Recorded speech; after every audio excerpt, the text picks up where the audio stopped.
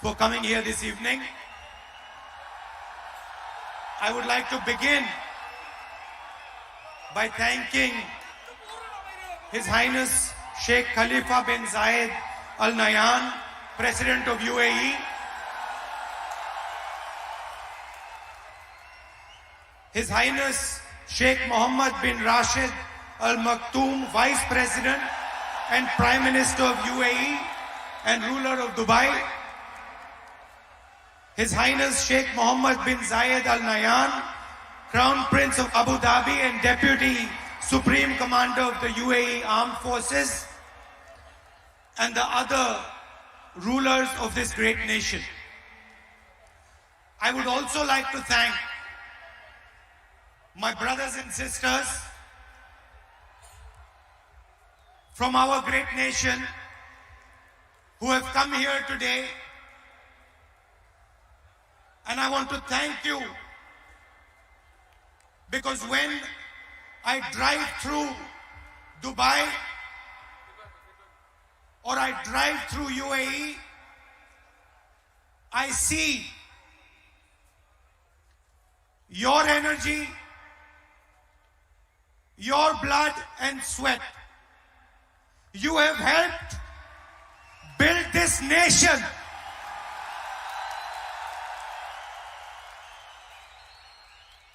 You have helped build this nation.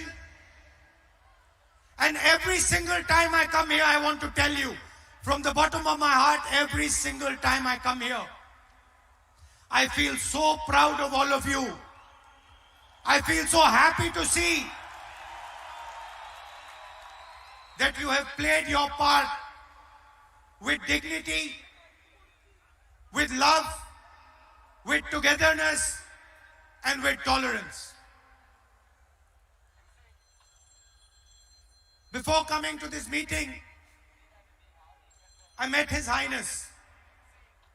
And I want to tell you a little bit about my impressions about His Highness, the leader of Dubai.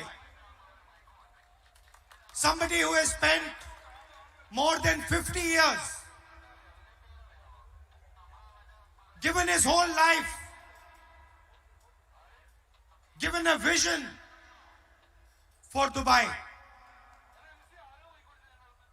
I met him today for the first time. And I want to tell you what I experienced.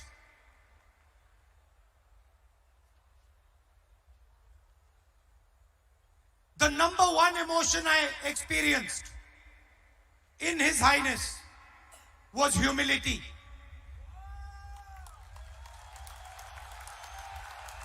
Humility that what has been achieved in Dubai has been achieved with his vision. But the humility and absolute 100% lack of any arrogance in him.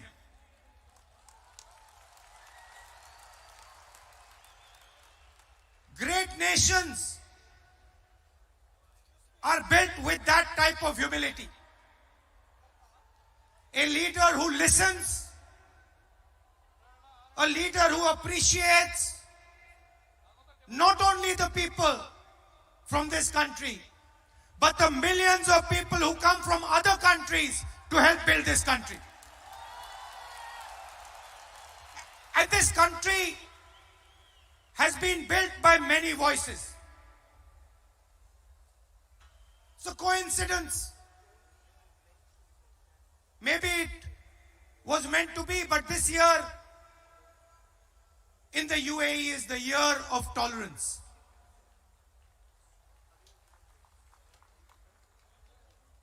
Year of tolerance.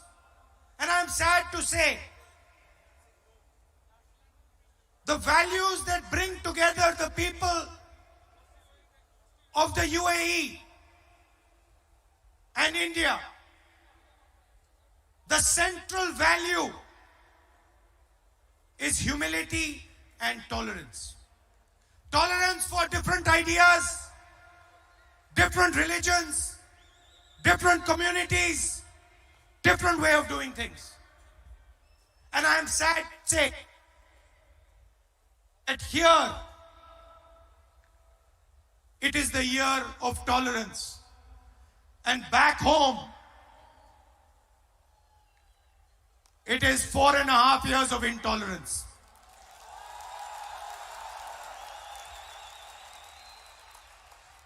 And this bridge that has been built between UAE and our great India, this is not a new bridge. You have come here, you have given your blood, your sweat, and you built this great city. But you're not the first. For hundreds of years, people from India have been coming to Dubai, to the UAE. And people from Dubai and the UAE have been coming to our home. And if we are successful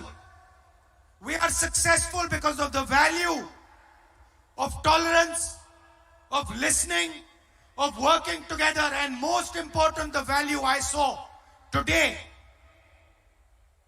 in His Highness called humility. So I want to start by telling you, all of you, that you have achieved great things here. And you are going to achieve even greater things. And I want you to know, as an Indian leader,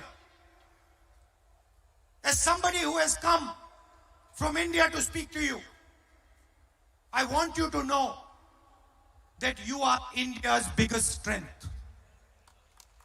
Not only in Dubai, not only in the UAE, I'm not only speaking to you. I'm speaking to every single Indian, whether he's in Canada, in the United States, Europe, Africa, Middle East. I'm speaking to all of you. And I want to tell you that you have played a tremendous role in making India what it is today. And I want to go further. I want to go further, because that is not enough. I want to say clearly that without your help, without the help of the NRIs, it would be impossible for India to be where it is today. Let us talk about some of the great NRIs. Let us talk about you. Who are you? What is your spirit? Let me tell you a little bit. In the last century, when we stood up and fought the British, the fight was led by a non-resident Indian called Mahatma Gandhi. When we carried out the White Revolution, became #1 in milk production, that job was done by a non-resident Indian returned person. Here on the stage we have Sam Pitroda. Telecom revolution, non-resident Indian. And then liberalization. Telecom, the brain behind liberalization, Manmohan Singh ji, non-resident Indian. So I've come here to tell you that I don't just want to talk to you. I don't just want to come here, give you the same speech and go home. I'm not interested. I'm interested in making you realize that you are India's future, and we cannot build India without you. And I want you to do what you have done in Dubai, what you have done in the UAE, what you have done in the United States, what you have done in Europe, in Africa. I want you to help us do that back home. And I want a commitment from you. I want a commitment for you. You are going to stand together with us in India and help us solve the 2 or 3 big problems, challenges that we face.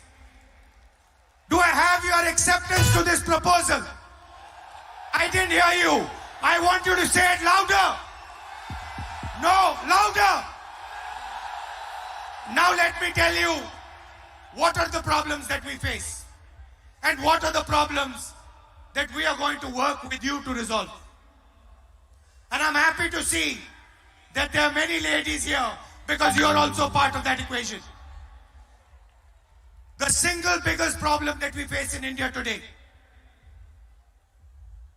over 1 billion people are facing a crisis of unemployment.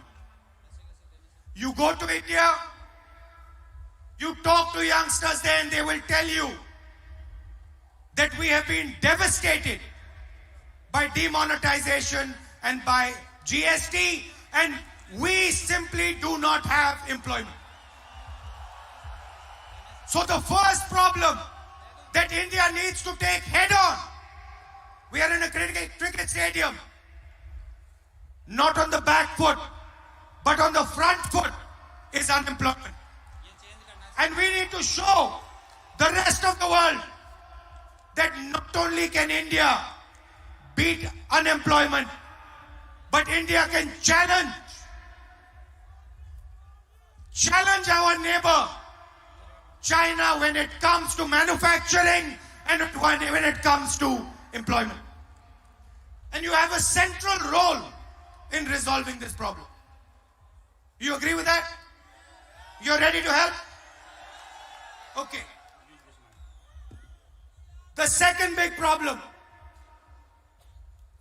India has been brought where it is. India has been made successful on the back of our farmers. And if I was to ask some of you here what your parents or grandparents used to do in India, many of you will say they were farmers. Am I correct? And today, our farmers are in deep trouble. They are struggling and they cannot see the future. So we have to transform Indian agriculture. The same way we carried out a green revolution, we have to carry out a second green revolution, a new green revolution that will take Indian agricultural products, foods, vegetables, and put them on every single plate in the rest of the world. In Dubai, in London, Paris, Germany, America, Canada. For that, we have to give agriculture high technology, and we have to give them the knowledge that you currently have. You agree? So that is the second problem. Like Mr. Kurian did, I want people from this crowd who have understanding, who have knowledge to come back home and work with us. Sam Pitroda is helping us, Mr. Chithambaram, Sam Pitroda and a list of people is helping us create the manifesto for the 2019 election. The manifesto is going to contain our plan for the future of India. It is going to be an expression not just of the Congress party, not of one person, not of one individual. It is going to be an expression of the millions and billions of Indians. It is going to be an expression of our farmers, of our youngsters, of women like you, and most importantly, it is going to be an expression of our NRI community. I want your voice to be inside the manifesto the Congress party produces. I have told Sam Pitroda that he is going to have detailed conversations with our NRI community in Dubai, in Abu Dhabi, in the UAE, in the Gulf, in America, Canada, rest of the world. And we are going to ask you what you need in that manifesto and what you tell us we are going to do for you. And I understand that you have a problem of representation. You have mentioned to me that you have a desire to be represented in Indian politics. You want to be represented in the Rajya Sabha. You want your expression to be heard in India. And I'm here to tell you that we are going to do that for you. We are going to make sure that your voice is heard in your country, that your voice is embedded deeply in our manifesto. This is what we are going to do. The last 5 years, not as a Congress person, but as an Indian, they have been sad years for me. And I want to tell you why they have been sad. Today, I was told by His Highness that it is the year of tolerance. What is tolerance? Tolerance is listening to people. Tolerance is embracing people. Tolerance is embracing ideas that are different than yours. People of different religions, people of different communities, that is tolerance. I want to ask you, can you have tolerance without humility? Is tolerance possible without humility? Is tolerance possible with arrogance? Can you run a country like India believing that only one idea is correct and all other ideas are wrong? Never. It simply cannot be done. And what makes me sad is that today in India, my beloved country is being divided. It is being divided, and I want every NRI to hear this properly. It is being divided for political reasons and for political benefit. That is why it is being divided. Different religions are being divided. Different communities are being divided. The rich and the poor are being divided. And India can never be strong if it is divided. I said to you, we are in a cricket stadium. I made the analogy of hitting a six. I want to ask you, can a cricket team that is divided, a cricket team where the batsmen don't talk to the bowlers, where the bowler doesn't talk to the wicketkeeper, where the wicketkeeper doesn't talk to the fielder, can that cricket team ever win a game? Then how can a country that is divided be successful? It is impossible. So the first task that we have to do, the absolute first task that we have to do, and every single Indian is responsible for this, whether he lives in India or he lives in Dubai, UAE, America, anywhere, every single Indian is responsible. We have to bring India together once again. We have to bring all our communities, all our religions, all our people, all our states together. And we have to say that enough. This is not many countries. This is not many religions. This is not many castes. This is first one country. From there we will start. And that is where we are fundamentally different. We simply do not believe that India can be successful if it is divided. And I want all of you to commit, regardless of which religion you're from. You have people here from Kerala, from Punjab, from Haryana, Karnataka, Maharashtra, every single state, there are people here. There are people here from every single religion, every single community. There are men, women. India can never be strong if it is divided. Please understand that. It is impossible for our great country to be strong if it is divided. There is a lot of work to be done. You have shown what is possible. In many ways, you have shown us how to deal with challenges like urbanization. You have shown us how to deal with problems like transport. You have shown it to us. We have learned from you. And there are these tremendous problems that we have to resolve.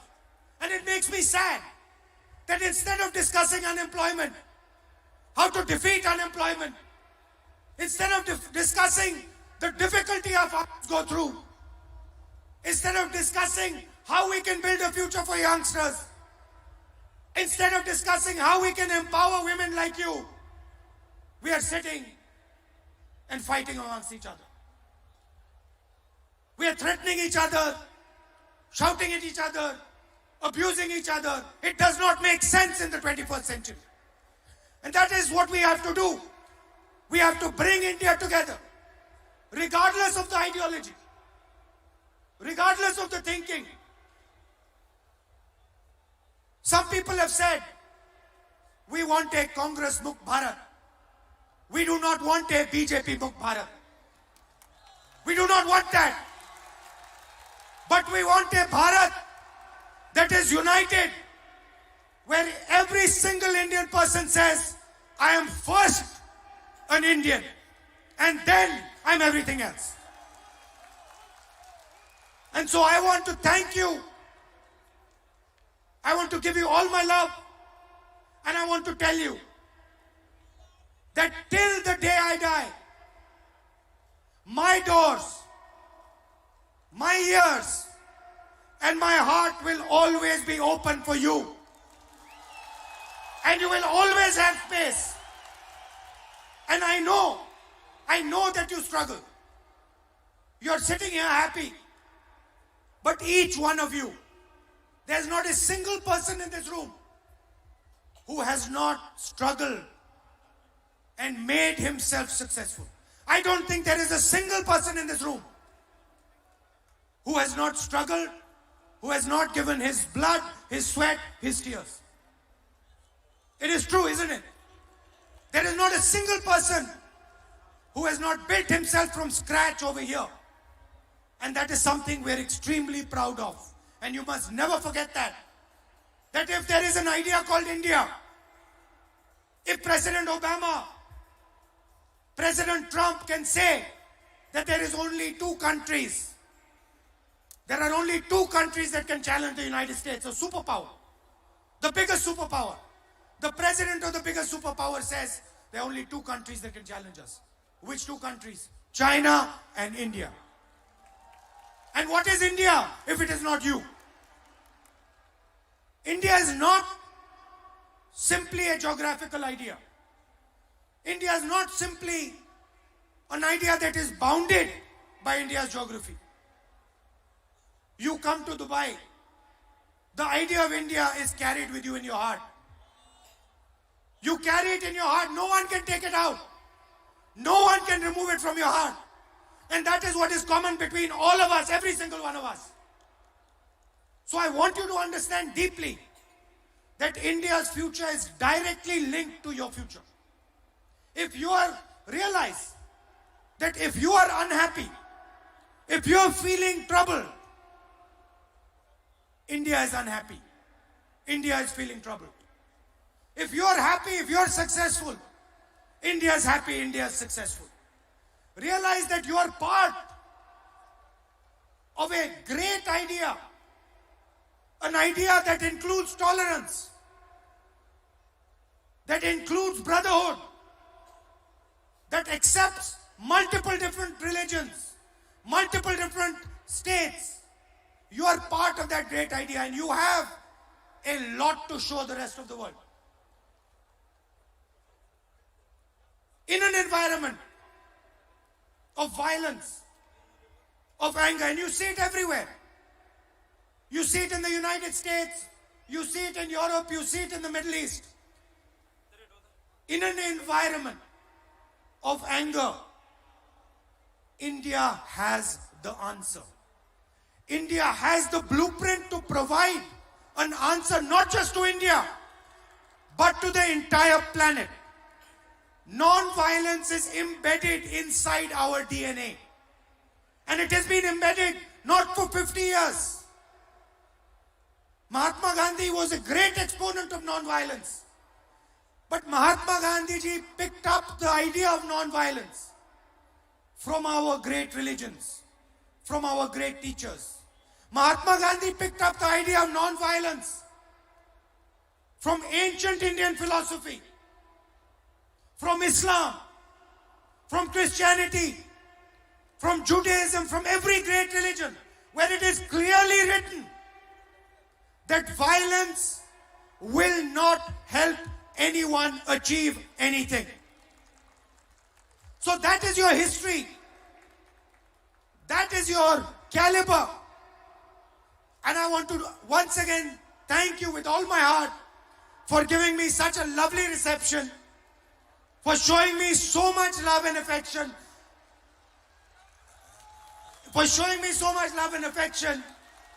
in Dubai, so many miles from home. You have made me feel as if I am sitting back at home in India. So thank you for that.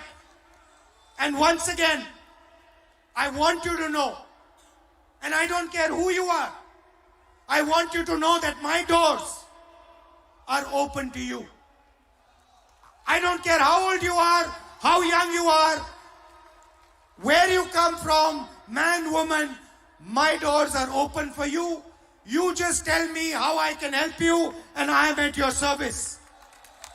Thank you. Thank you very much. We are facing an electoral battle in 2019.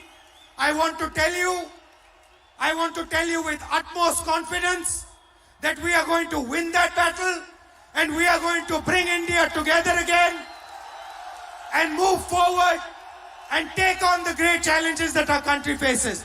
Thank you very much. Have a good evening. Good night.